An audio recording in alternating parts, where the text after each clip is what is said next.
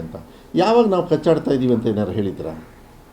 ಇದು ಬಿಡಿ, ನಾವಿಬ್ಬರು ಕಚ್ಚಾಡ್ತಾ ಇದ್ದೀವಿ ಅಂತ ಇಬ್ಬರಲ್ಲಿ ಯಾರು ಒಬ್ಬರು ಹೇಳಿದ್ರ?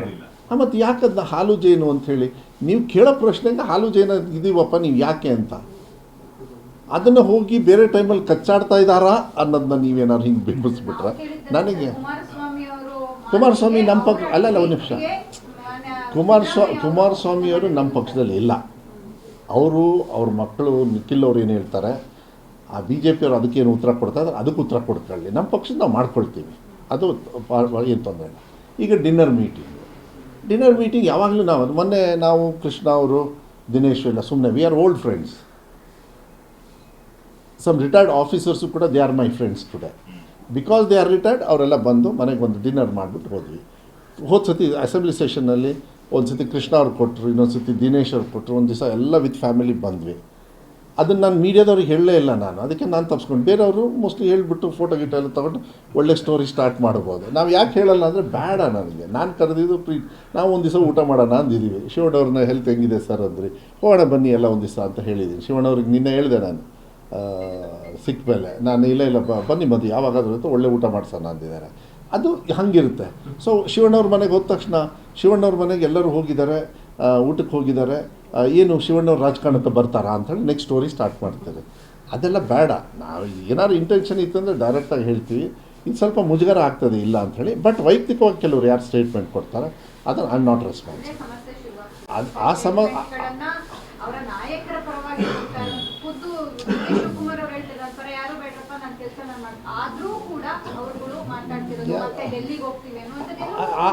ಆ ವ್ಯಾಪ್ತಿ ನನ್ನ ಕೈಯಲ್ಲಿಲ್ಲ. ಅದನ್ನು ಡಿ ಕೆ ಶಿವಕುಮಾರ್ ಅವರು ಮತ್ತು ಸಿದ್ದರಾಮಯ್ಯ ಸಾಹೇಬರು ಮತ್ತು ಹೈಕಮಾಂಡ್ ಅವರು ಇತ್ಯರ್ಥ ಮಾಡಬೇಕು. ಅವ್ರಿಗೆ ಬಾಯಿ ಮುಚ್ಕೊಳ್ಳಿ ಅಂತ ಹೇಳೋದಕ್ಕೆ ನನಗೆ ಅಧಿಕಾರನೇ ಇಲ್ಲ, ನಾನು ಹೇಳೋದು ಇಲ್ಲ. ನಾನು ಮನವಿ ಮಾಡ್ಬೋದು, ಇದೇನಾದ್ರು ಇದ್ದರೆ ಬೇಡಿಕೆನ ಪಬ್ಲಿಕ್ಕಲ್ಲಿ ಹೇಳ್ಕೊಂಡು. ಈಗ ನೀವು ನಾನೇನಾರು ಹೇಳಿದ್ನ, ಅವ್ರು ಹೇಳಿದ್ದು ನಾನು ಉತ್ತರ ಕೊಟ್ಟಿದ್ದು, ಕಷ್ಟ ಆಗಿಬಿಡುತ್ತೆ ನನಗೆ, ಮುಜುಗರ ಆಗೇ ಆಗುತ್ತೆ. ನಾನಿಲ್ಲ ಅಂತ ಹೇಳಲ್ಲ. ಕೊಟ್ಟಿರೋ ಕೆಲಸನ ಚೆನ್ನಾಗಿ ಮಾಡ್ಕೊಂಡು ಹೋದರೆ ಸಾಕು, 4 ಜನರು ನೆನ್ಪಿಡ್ಕೋತಾರೆ ನಾಳೆ. ಆ ಥರ ಹೋಗೋದು ಒಳ್ಳೆಯದು ಅಂತೇಳಿ ನನ್ನ ಭಾವನೆ. ಬಟ್ ಬೇರೆ ಹಾಗಲ್ಲ, ನಾವೇನು ಯಾವಾಗಲೂ ನಮ್ಮದು ಏನು ಕೇಳ್ಕೊಂಡು ಬಂದಿದ್ದು ಸಿ ಎಮ್ ಸಾಹೇಬ್ರು ಯಾವತ್ತೂ ಕೂಡ ಕಮ್ಮಿ ಮಾಡಿಲ್ಲ ಇದುವರೆಗೂ. ಮೋಸ್ಟ್ಲಿ ಎಲ್ಲ ನಾರ್ಮಲಾಗಿ ನಡೆಯುತ್ತೆ ಅಂಥೇಳಿ. ಬಟ್ ಆರ್ಥಿಕವಾಗಿ ಸ್ವಲ್ಪ ಟೈಟ್ ಇರ್ತದೆ ಬಿಕಾಸ್ ಆಫ್ ಅಲ್ಲ GST ಅವರಿಂದ. ನಮ್ಮದಲ್ಲ, ನಮ್ಮ ಕಲೆಕ್ಷನ್ಸು ನಮ್ಮಲ್ಲೂ ಸ್ವಲ್ಪ ಹೆಚ್ಚು ಕಮ್ಮಿ ಆಗಿರ್ಬೋದು ಕೋತ, ಅದನ್ನ ಮ್ಯಾನೇಜ್ ಮಾಡ್ಬೋದು. ಎಲ್ಲ ಸರ್ಕಾರದವ್ರಿಗೂ ಕೋತ ಹಾಗೆ ಆಗ್ತದೆ, ಏನು ಒಂದೇ ಸತಿ ಹೇಳಿದ ತಕ್ಷಣ ಬಂದ್ಬಿಡುತ್ತೆ ಅಂತ ಹೇಳಲ್ಲ. ಅದಕ್ಕೆ there might be many other reasons, ಅದಕ್ಕೆ ನಾನು ಹೇಳೋಕ್ಕೆ ಹೋಗಲ್ಲ. ಬಟ್ ಒಂದು ತಿಳ್ಕೊಳ್ಬೇಕಾಗತ್ತೆ, ಸೆಂಟ್ರಲ್ ಗೌರ್ಮೆಂಟ್ ಅವರು ಏನು ಅನ್ಯಾಯ ಮಾಡ್ತಾರೆ. ಮೊನ್ನೆ ನಾನೊಂದು ಇದನ್ನು ನೋಡ್ತಾಯಿದ್ದೆ ರಿಪೋರ್ಟು. UP ಎಲ್ಲ they get about 3 times of what tax they pay. Central government ಖಜಾನೆಗೆ GST ಏನು ಕಟ್ತಾರೆ. ಇನ್ನೊಂದು ರಾಜ್ಯ which is ruled by BJP ಅವರೆಲ್ಲ 2 times 3 times 6 times ಎಲ್ಲ. ನಮಗೇನು ಅಂದರೆ ನಾವು 1/3 ಅಲ್ಲ, ಐ ಥಿಂಕ್ 1/4 ನಮಗೆ ಭಾಳ ಕಮ್ಮಿ. ಹೆಂಗೆ ನಡೆಸ್ತೀರಾ? ಈಗ ನನ್ನ ಇಲಾಖೆ ನನಗೆಲ್ಲ ಭಾಳ ಕಮ್ಮಿ ಕೊಡ್ತಾರೆ. ಸೊ ಇದು ಅನ್ಯಾಯ ಅಲ್ಲದೇನು? ನಾವು ಯಾವ ದೇಶದಲ್ಲಿದ್ದೀವಿ? ಕಾಂಟ್ರಿಬ್ಯೂಷನ್ ಮಾಡೋದಕ್ಕೆ ನಮ್ಮ ಸ್ವೆಟ್ಟು, ನಮ್ಮ ಜನರದ್ದು ಬೆವರು. ಬಟ್ ಹೋಗ್ಬಿಟ್ಟು ಬೇರೆಯವ್ರಿಗೆ ಕೊಟ್ಟಾಗ ಅದಕ್ಕೆ ನೋಡಿ ಗುಜರಾತ್ ಮಾಡಲು, ನೋಡಿ ಈ ಮಾಡಲು ಅಂತ ಹೇಳ್ತಾರೆ. ಆ ಮಾಡಲಿಗೆ ದುಡ್ಡು ಕೊಟ್ಟವ್ರು ಯಾರು? ಕರ್ನಾಟಕ ರಾಜ್ಯದವರು, ತಮಿಳ್ನಾಡವರು. ಇದನ್ನು ಬರ್ತದೆ, ಇದನ್ನು ಹೇಳೋದಿಲ್ಲ ಅವರು, ಇದನ್ನು ಅವ್ರು ಯಾರೂ ಮಾತಾಡೋದಿಲ್ಲ. ಕರ್ನಾಟಕದಲ್ಲಿ ಎಷ್ಟು ಕ್ಲೋಸು ಅದು ಅಂತಾರೆ, ಅವರು ರಾಜ್ಯದಲ್ಲಿ ಎಷ್ಟು ಅಂತ ರಾಡಿ ಮಾಡ್ಕೊಂಡು ಕೂತ್ಕೊಂಡಿದ್ದಾರೆ.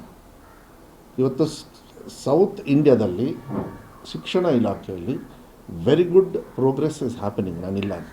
ವ್ಯವಸ್ಥೆಯಲ್ಲಿ ಸ್ವಲ್ಪ ನ್ಯೂನತೆಗಳಿದೆ. ಸರ್ಕಾರಿ ಶಾಲೆ ಅಂದರೆ 46,000 ಎಂದಾಗ ಭಾಳ ದೊಡ್ಡ ಮಟ್ಟದಲ್ಲಿ ಇರ್ತದೆ. ಅದಕ್ಕೆ ನಮ್ಮ ಮಾನ್ಯ ಮುಖ್ಯಮಂತ್ರಿಗೆ ಸರ್, ಇವತ್ತವರೆಗೂ ನನಗೆ ಬರ್ತಾ ಚೆನ್ನಾಗೇ ವ್ಯವಸ್ಥೆಯನ್ನು ಮಾಡಿಕೊಡೋದು. ಈ ಸತಿ ಗಾತ್ರನೂ ಜಾಸ್ತಿ ಇರುತ್ತೆ, ಏನು ಬಜೆಟ್ ಗಾತ್ರ.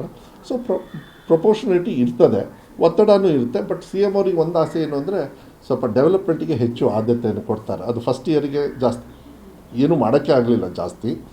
ಸೆಕೆಂಡ್ ಇಯರ್ಗೆ ಅದನ್ನ ಇನ್ಕ್ರೀಸ್ ಮಾಡಿದರು. ಥರ್ಡ್ ಇಯರ್ಗೆ ಅಂದರೆ ಥರ್ಡ್ ಬಜೆಟ್, ಯಾಕೆಂದರೆ ಇಂಟ್ರಿಮ್ ಬಜೆಟ್ ಬಂದಾಗ ಏನೂ ಮಾಡೋಕ್ಕಾಗಲಿಲ್ಲ, ಅದನ್ನೇ ಕಂಟಿನ್ಯೂ ಮಾಡಿದ್ರು. ಆಮೇಲೆ ಇದೆಲ್ಲ ನಮಗೆ ಇನ್ನೊಂದು ಎಫೆಕ್ಟ್ ಏನು ಅಂದರೆ, ಹಿಂದಿನ ಸರ್ಕಾರದವ್ರು, ನೀವು ಅದನ್ನು ಒಂದು ರಿಪೋರ್ಟ್ ಮಾಡೋದು ಒಳ್ಳೆಯದು. ಹಿಂದಿನ ಸರ್ಕಾರದವ್ರದ್ದು ಬ್ಯಾಲೆನ್ಸ್ ಏನಿದೆಯಲ್ಲ ಅದು ಭಾರಿ ಹೊಡ್ತಾ, ಅದು ಅನೌನ್ಸ್ ಮಾಡಿಬಿಡೋದು, ದುಡ್ಡೇ ಇಡಲ್ಲ. ಅವಾಗ ನೀವೆಲ್ಲ ಕೇಳಬೇಕಾಗಿತ್ತು. ಅವರು ಜಾಗ ಖಾಲಿ ಮಾಡೋರು ಮನಸ್ಸಿಗೆ ಬಂದಂಗೆ ಮಾಡಿಬಿಟ್ರು ಅವರು. ಸೊ ಅದು ಮಾಡಬಾರ್ದಾಗಿತ್ತು. ಸೊ ಆಯ್ದೊಳಗೆ ಬಟ್ ಒಂದೇನೆಂದರೆ ತೃಪ್ತಿ ಹೊರಗಡೆ ಹೋದಾಗ ಜನರು ಹೇಳ್ತಾರೆ, ಈ ಜಾತ್ರೆಗಳಿಗೆ ಹೋದಾಗ ಗೊತ್ತಾಗುತ್ತೆ ನಮಗೆ. ಮುಂಚೆ ಜಾತ್ರೆ ಅಂದಾಗ ಒಂದು 4 ರೂಪಾಯಿ ಖರ್ಚು ಮಾಡೋದಕ್ಕೆ ಸ್ವಲ್ಪ ಹಿಂದೆ ಮುಂದೆ ನೋಡಬೇಕು, ಯಾಕಂದರೆ ಆರ್ಥಿಕವಾಗಿ. ಈಗ ಜಾತ್ರೆಗಳು ಚೆನ್ನಾಗಿ ನಡೀತವೆ ಅಂದರೆ ಅರ್ಥ that means that cycle is that. Development state ಲೆವೆಲಲ್ಲಿ ಏನು ಸ್ವಲ್ಪ ಸ್ಲೋ ಅಂಥೇಳಿ ಭಾವನೆ ಇತ್ತು, ಈ ಸತಿಗೆ ಮಾನ್ಯ ಮುಖ್ಯಮಂತ್ರಿಗಳು ಡೆವಲಪ್ಮೆಂಟಿಗೆ ಹೆಚ್ಚು ಒತ್ತನ್ನು, ಪ್ರಾಪರ್ಟಿ ಡೆವಲಪ್ಮೆಂಟ್ನ ಏನು ನಾವು ಮಾಡಬೇಕು ಅದನ್ನು ನನಗನ್ಸುತ್ತೆ ಜಾಸ್ತಿ ಒತ್ತು ಕೊಡ್ತಾರೆ ಅಂಥೇಳಿ ಜನರಲಾಗಿ ಮಾತಾಡ್ಬೇಕಾದ್ರೆ ಅವರು ಬಾಡಿ ಲ್ಯಾಂಗ್ವೇಜಲ್ಲಿ ಗೊತ್ತಾಗುತ್ತೆ. ಅದನ್ನು ಅಂದ್ಕೊಂಡಿದ್ದೀನಿ. ಏನೇ ನಾಳೆ ಇಷ್ಟೊತ್ತಿಗೆಲ್ಲ ಗೊತ್ತಾಗಿರುತ್ತೆ, ನೀವೆಲ್ಲ ತೋರಿಸಿರ್ತೀರಿ, ಚೆನ್ನಾಗಿರುತ್ತೆ budget. It will be good budget ಅಂಥೇಳಿ ನಾನು ಅನ್ಕೋತೀನಿ. ಎಲ್ಲ ಚೆನ್ನಾಗಿದೆ, ಏನೂ ತೊಂದರೆ ಇಲ್ಲ. ಮಕ್ಕಳಿಗೆ ಯಾವುದೇ ಥರದ ಆ ಕಡೆ ಈ ಕಡೆ ನೋಡೋಕ್ಕೆ ಹೋಗಬೇಡಿ. ಆರಾಮಾಗಿ ಹೋಗಿ ಧೈರ್ಯವಾಗಿ ಎಕ್ಸಾಮಿನೇಷನ್ನ ಕಟ್ಟು ಬನ್ನಿ. PUCದು ಚೆನ್ನಾಗಿ ನಡೀತಾ ಇದೆ. ನಾನು ಇದನ್ನ ಜಾಸ್ತಿ ಪಬ್ಲಿಕ್ ಡೊಮೈನಲ್ಲಿ ಜಾಸ್ತಿ ಚರ್ಚೆ ಮಾಡೋಕ್ಕೆ ಹೋಗೋದಿಲ್ಲ, ಯಾಕೆಂದರೆ ಎಕ್ಸಾಮ್ ಟೈಮಲ್ಲಿ ನಮ್ಮನ್ನು ಕೇಳ್ಕೊಂಡು ಕೂತ್ಕೋಬಾರ್ದು, ಅವ್ರು ಓದಿರ್ತಾರೆ. ಅದಕ್ಕೆ ನಾನು ಬೇರೆ ಬೇರೆ ವಿಚಾರನೆಲ್ಲ ನಾನು ಚರ್ಚೆ ಮಾಡೋದಕ್ಕೆ ಹೋಗೋದಿಲ್ಲ. ಅದನ್ನು ಇಲಾಖೆಯವರು ಅವ್ರವ್ರಿಗೆ ಲಿಮಿಟೇಷನ್ ಇರುತ್ತೆ, ಅವ್ರ ಕೆಲಸನ ಅವ್ರು ಚೆನ್ನಾಗಿ ಅವರು ಮಾಡ್ಕೊಂಡು ಹೋಗ್ತಾ ಇದ್ದಾರೆ. ಮಕ್ಳಿಗೆ ಒಳ್ಳೆಯದಾಗಲಿ. ಈ 2 ಎಕ್ಸಾಮ್ ಪಾಲಿಸಿ ಇದೆಲ್ಲ. But one thing I can guarantee, ನನ್ನ ಅನಿಸಿಕೆ, ಈ ವರ್ಷ ನಾನು ಮುಂಚೆನೇ ಹೇಳಿದ್ದೆ ಕಲಿಕೆಗೆ ಒತ್ತನ್ನು ಕೊಡ್ತೀವಿ ಅಂತ. ಈ ಸತಿಗೆ ಕಲಿಕೆ ಮತ್ತು ಇನ್ಫ್ರಾಸ್ಟ್ರಕ್ಚರ್ KPS ಇದೆಲ್ಲ ಬರೋದ್ರಿಂದ, ಮತ್ತು ಕಂಪ್ಯೂಟರ್ ತುಂಬ AI ಎಲ್ಲ ಇರೋದ್ರಿಂದ ಟೆಕ್ನಿಕಲ್ ಬೇಸ್ಡ್ ಆಲ್ಸೋ ಎಜುಕೇಷನ್ಸ್ ಎಲ್ಲ ಜಾಸ್ತಿ ಆಗುತ್ತೆ. ಬಟ್ ಹೋದ ವರ್ಷ ನಿಜವಾಗ್ಲೂ ನಮ್ಮ ಇಲಾಖೆಯವರು ಒಳ್ಳೆ ರೀತಿಯಲ್ಲಿ ಟೀಚಿಂಗಿಗೆ ಹೆಚ್ಚು ಒತ್ತನ್ನು ಕೊಟ್ಟರು, ಪ್ಲ್ಯಾನ್ ಮಾಡಿದರು. ವೀಕ್ ಮಕ್ಕಳನ್ನ ಮೇನ್ ಸ್ಟ್ರೀಮಿಗೆ ತರೋದು ಹೆಂಗೆ, ಚೆನ್ನಾಗಿ ಮಾಡೋರಿಗೆ ಇನ್ನೂ ಚೆನ್ನಾಗಿ ಹೆಂಗೆ ಮಾಡಬೇಕು, ಎಲ್ಲ ಥರದನ್ನು. ಮತ್ತು ಫ್ರೀ ಕರೆಂಟ್ ಕೊಡ್ತಾಯಿದ್ದೀವಿ ಸಾಯಂಕಾಲ. ಸೊ ಅದಕ್ಕೆ ಸ್ಪೆಷಲ್ ಕ್ಲಾಸಸ್ ಯಾವ ರೀತಿ ತೊಗೋಬೇಕು, SDMC ಅವ್ರನ್ನ ಕಾನ್ಫಿಡೆನ್ಸ್ ಹೆಂಗೆ ತೊಗೋಬೇಕು, ಪೇರೆಂಟ್ಸ್ ಟೀಚರ್ಸ್ ಮೀಟಿಂಗ್ ಮಾಡಿ, that has changed. Game changer ಅದು. ಇಡೀ ಭಾರತದ ಇತಿಹಾಸದಲ್ಲಿ ಸರ್ಕಾರಿ ಶಾಲೆಯಲ್ಲಿ ಪೇರೆಂಟ್ಸ್ ಟೀಚರ್ಸ್ ಮೀಟಿಂಗೇ ಮಾಡಿಲ್ಲ ಯಾರು. ಯಾವುದೋ ಒಂದು ಹಳ್ಳಿಯಲ್ಲಿ ಅವ್ರು ಇಂಡಿಪೆಂಡೆಂಟಾಗಿ ಮಾಡಿರ್ಬೋದು. ಈ ಪೇರೆಂಟ್ಸಿಗೆ ರೆಸ್ಪಾನ್ಸಿಬಿಲಿಟೀಸ್ ಬರಬೇಕು. ಮಕ್ಕಳನ್ನ ಕಳಿಸಿದ ತಕ್ಷಣ ದೇ ಶುಡ್ ಚೆಕ್. ನಿಮ್ಮ ಮಕ್ಕಳು ಏನು ಮಾಡ್ತಾಯಿದ್ದಾರೆ ಅಂತ ಕೇಳಲಿಲ್ಲ ಅಂದರೆ ನನ್ನ ಇಲಾಖೆ ಏನು ಮಾಡ್ತಾಯಿದೆ ಅಂತೇಳಿ ನಾನು ಚೆಕ್ ಮಾಡೋಕ್ಕಾಗಲ್ಲ. ನಮ್ಮನ್ನು ಪ್ರಶ್ನೆ ಮಾಡಬೇಕು, ಮಕ್ಕಳು ಯಾಕೆ ಫೇಲ್ ಆಗ್ತಾಯಿದ್ದಾರೆ, ಯಾಕೆ ನನ್ನ ಮಗ ಫೇಲ್ ಆಗ್ತಾಯಿದ್ದಾನೆ. ತಂದೆ ತಾಯಿಯವ್ರು ಬರಬೇಕು, ನಮ್ಮ ಮಕ್ಕಳು ಬರೀ 50% ತೊಗೊಳ್ತಾ ಇದ್ದಾರೆ, 60% ತೊಗೊಬೇಕು, ಹೆಂಗೆ ಚರ್ಚೆ ಮಾಡಿದಾಗ ಚೆನ್ನಾಗಿ. ಚರ್ಚೆನೇ ಮಾಡಲ್ಲ ಅಂದರೆ ಕಷ್ಟ ಆಗುತ್ತೆ. ಅದಕ್ಕೆ ಫಸ್ಟ್ ರೆಸ್ಪಾನ್ಸಿಬಿಲಿಟಿ ಬೀಳೋದು ಮಕ್ಕಳದು, ಪೇರೆಂಟ್ಸ್ದೆ. ಸೊ ಈ ಪೇರೆಂಟ್ಸ್ ಟೀಚರ್ಸ್ ಮೀಟಿಂಗು ಇದೆಲ್ಲ ನೋಡಿದಾಗ I think there will be very good rise in results for first exam only.